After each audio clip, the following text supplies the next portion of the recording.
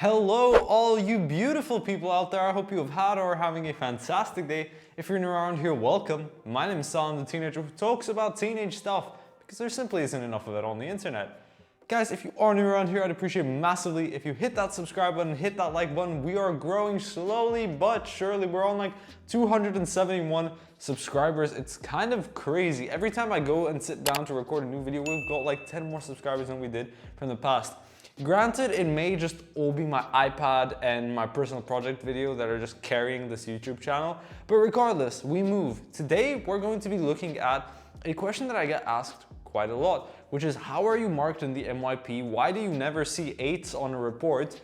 And basically, we're gonna look at every subject, well, not every subject, we're gonna look at the general trend in subjects and how you're awarded your grades. So let's have a look. iPad should be on screen right now.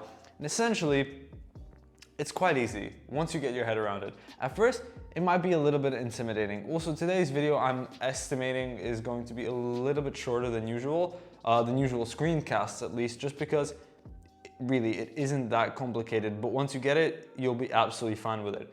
Okay, so let's start looking at your main reports. So when you get your transcript from school, you're going to see a grade for every subject between 1 to 0. Now, you might be confused as to why you aren't seeing any 8s on there.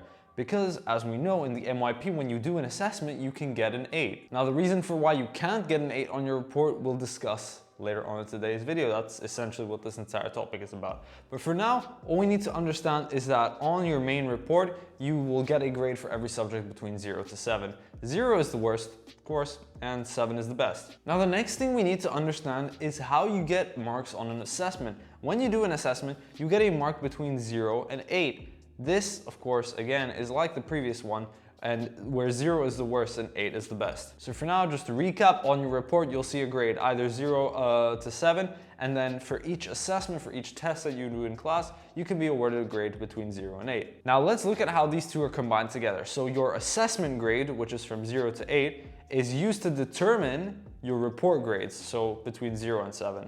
And this is based off something known as a grade boundary. Now, before we look at the grade boundary, there are a couple fundamental things we need to understand about the MYP. One of which is that every assessment you do is marked according to a criteria.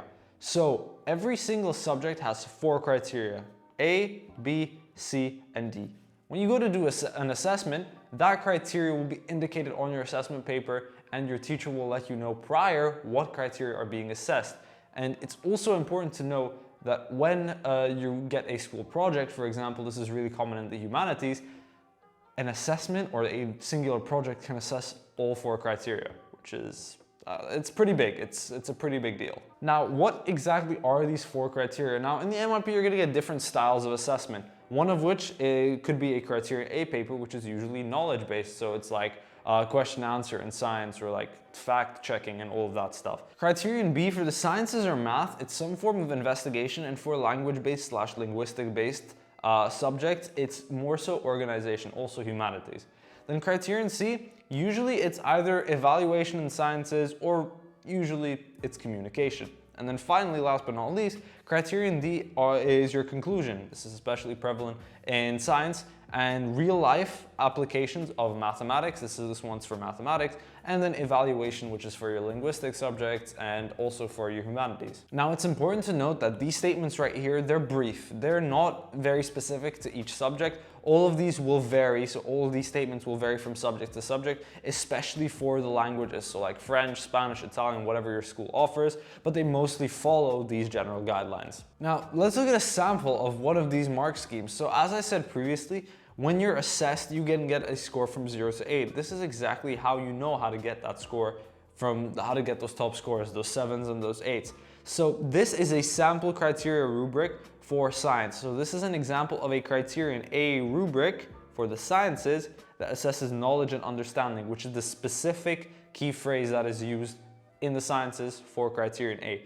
So we have a look here. To achieve a level 7 to 8, it says explain scientific knowledge, apply scientific knowledge and understanding to solve problems set in familiar and unfamiliar situation, And of course, they become less specific as you go down the level. So to achieve that level 7 to 8, you need to be hitting all 3 of these objectives when you're doing your assessments. Now, this is just an example of a criterion A rubric. There's going to be one for criterion B, one for criterion C, and then of course, one for criterion D. And that is just within one subject. There's going to be an A, B, C, and D for every single one of your subjects. So bear that in mind. Okay, now we're getting on to what your school or what your teachers actually do with these grades. So over the course of a term, you guys are going to be assessed in all 4 criterias. That could be either through 4 separate tests, through 2 tests, through 3 tests, it all depends. Keep in mind though that assessments can assess multiple criteria, and throughout my MYP journey, the 2 that I've mostly seen being assessed together are B and C, especially in humanities. And of course in the sciences, because in the sciences, B and C, it's the first and second part of a lab report. So those will usually go hand in hand. Now, once your teachers have this data, well, there are 4 criteria, there are 8 total marks you can get for each criteria. That means you can get a total of 32 points. 4 times 8 is 32. Your scores for each of these criteria will be added together to get this total out of 32. Once your teachers have a score out of 32, they will compare your score against something called a marking rubric or a marking scheme, let's put it that way.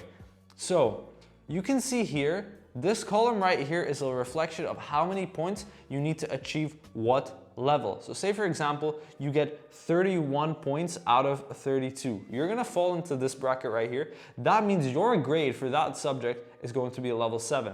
So say for example, you got 8 in criterion A, 8 in criterion B, 8 in criterion C, and then 7 in criterion D. Criterion D is a little harder, so that kind of makes sense.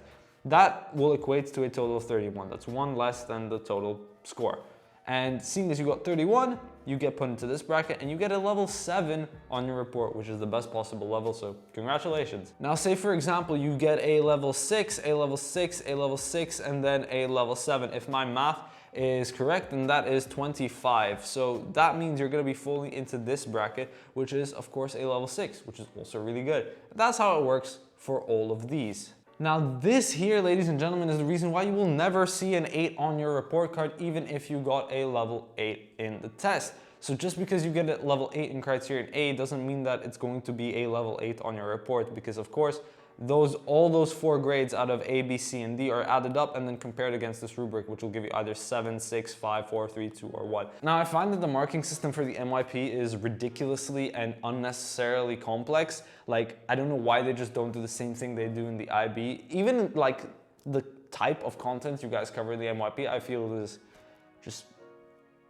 like unnecessarily convoluted. So in the IB, the way it works, you won't be seeing a video about the IB for this particular subject. Just the fact that I have to explain how the MYP marks, I think that's a clear indicator of how like strange and how different their marking system is. In the IB, for example, which is the next system, you essentially get a mark. So say for example, a test is out of 60. It doesn't matter. A test can be out of anything and you get, I don't know, score X. That X is converted into a percentage, which is then compared to a mark scheme. So say for example, you get 84% and above, that means you get a level 7. Wow, congratulations, that's the best possible score. That's it. That's how simple it is in the IB. But for the MYP, this is what you're gonna have to deal with. And of course, the last little thing that I wanted to leave you guys off with is this is how grading works for every single MYP subject. Now keep in mind, I did say MYP, so if you do a Ministry of Education sort of related subject, it might be marked a little differently. And this same grading actually applies for your e-assessments. So your e-assessments assess all 4 criteria, and then again, it's going to be compared against this rubric.